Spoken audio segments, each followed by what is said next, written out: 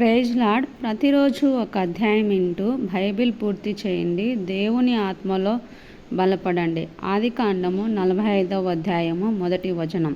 అప్పుడు యోసేపు తన యొద్ద నిలిచిన వారందరిని ఎదుట తన్ను తాను అణుచుకొనజాలక, నా యొద్ద నుండి ప్రతి మనుష్యుని వెలుపలికి పంపివేయుడని బిగ్గరగా చెప్పాను. యోసేపు తన సహోదరులకు తను తాను తెలియజేసుకొనినప్పుడు ఎవరునూ అతని యొద్ద నిలిచి ఉండలేదు. అతడు ఎలుగెత్తి ఏడవగా ఐగుప్తీయులను ఫరో ఇంటివారును వినిరి.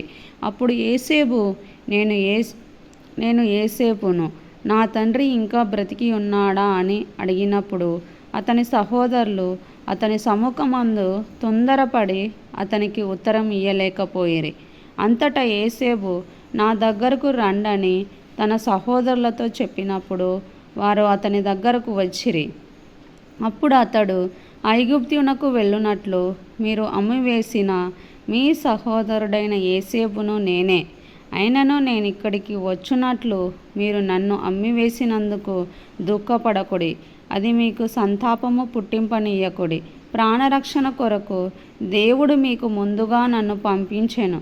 2 సంవత్సరముల నుండి కరువు దేశంలో నున్నది. సేద్యమైనను కోత అయినను లేని సంవత్సరములు ఇంకా 5 వచ్చును. మిమ్మును ఆశ్చర్యముగా రక్షించి దేశంలో మిమ్మును శేషముగా నిలుపుటకును ప్రాణముతో కాపాడుటకును దేవుడు మీకు ముందుగా నన్ను పంపించెను. కాబట్టి దేవుడే కాని మీరు నన్నిక్కడికి పంపలేదు. ఆయన నన్ను ఫరోకు తండ్రిగాను అతని ఇంటి వారికందరికీ ప్రభువుగాను ఐగుప్తు దేశం అంతటి మీద ఏలికగాను నియమించెను. మీరు త్వరగా నా తండ్రి యొద్దకు వెళ్ళి అతనితో, నీ కుమారుడైన యోసేపు దేవుడు నన్ను ఐగుప్తు దేశం అంతటికి ప్రభువుగా నియమించెను, నా యొద్దకు రమ్ము. అక్కడ ఉండవద్దు. నీ గోషెను దేశమందు నివసించెదవు. అప్పుడు నీవును నీ పిల్లలను నీ పిల్లల పిల్లలను నీ గొర్రెల మందలను నీ పశువులను నీకు కలిగినది యావత్తును నాకు సమీపముగా నుండును. ఇకను 5 కరువు సంవత్సరములు వచ్చును. కనుక నీకును నీ ఇంటి వారికిని నీకు కలిగిన అంతటికిని పేదరికము రాకుండా అక్కడ నిన్ను పోషించేదన్నాడని చెప్పుడి. ఇదిగో మీతో మాట్లాడుచున్నది నా నోరే అని మీ కన్నులను నా తమ్ముడైన బెన్యామీను కన్నులను చూచుచున్నవి.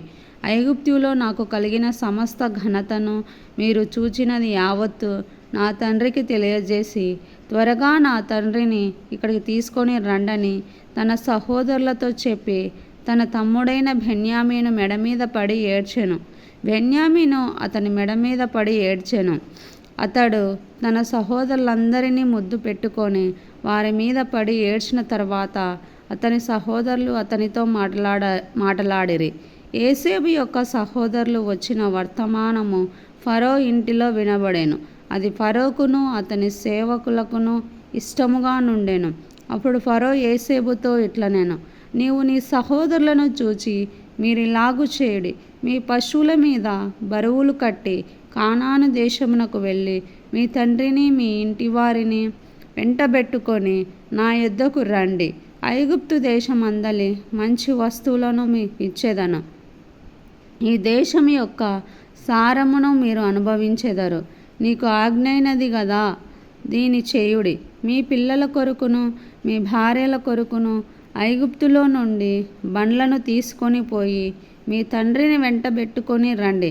ఐగుప్తు దేశమంతటిలోనున్న మంచి వస్తువులు మీవే అగును. కనుక మీ సామాగ్రిని లక్ష్య పెట్టకూడని చెప్పుమనగా ఇశ్రాయేలు కుమారులు అలాగుననే చేసిరి. యోసేపు ఫరో మాట చొప్పున వారికి బండ్లను ఇప్పించెను, మార్గమునకు ఆహారము ఇప్పించెను. అతడు వారికి 2 దుస్తుల బట్టలు ఇచ్చెను. బెన్యామీనుకు 300 తులముల వెండియును 5 దుస్తుల బట్టలు ఇచ్చెను. అతడు తన తండ్రి నిమిత్తము ఐగుప్తులోనున్న మంచి వస్తువులను మోయుచున్న 10 గాడిదలను, మార్గమునకు తన తండ్రి నిమిత్తము ఆహారమును, ఇతర ధాన్యమును, తినుబండములను మోయుచున్న 10 ఆడుగాడిదలను పంపెను. అప్పుడు అతడు తన సహోదరులను సాగనంపి వారు బయలుదేరుచుండగా మార్గమందు కలహపడకూడని వారితో చెప్పెను. వారు ఐగుప్తులో నుండి బయలుదేరి కానాను దేశమునకు తమ తండ్రి అయిన యాకోబునొద్దకు వచ్చి యోసేపు ఇంకా బ్రతికి ఉండి ఐగుప్తు దేశమంతటిని ఏలుచున్నాడని అతనికి తెలియజేసిరి. అయితే అతడు వారి మాట నమ్మలేదు కనుక అతడు నిశ్చేష్టుడాయెను. అప్పుడు వారు యోసేపు తమతో చెప్పిన మాటలన్నిటినీ అతనితో చెప్పిరి. అతడు తను ఎక్కించుకొని పోవుటకు యోసేపు పంపిన బండ్లు చూచినప్పుడు వారి తండ్రి అయిన యాకోబు ప్రాణము తెప్పరిల్లెను. అప్పుడు ఇశ్రాయేలు, ఇంతే చాలును, నా కుమారుడైన యోసేపు ఇంకా బ్రతికి ఉన్నాడు, నేను చావక మునుపు వెళ్ళి అతన్ని చూచెదనని చెప్పెను. దేవుడి వాక్యంను ఆశీర్వదించునుగాక. ఆమెన్. ఈ వీడియోని మీకు నచ్చితే లైక్ చేయండి, సబ్స్క్రైబ్ చేసుకోండి.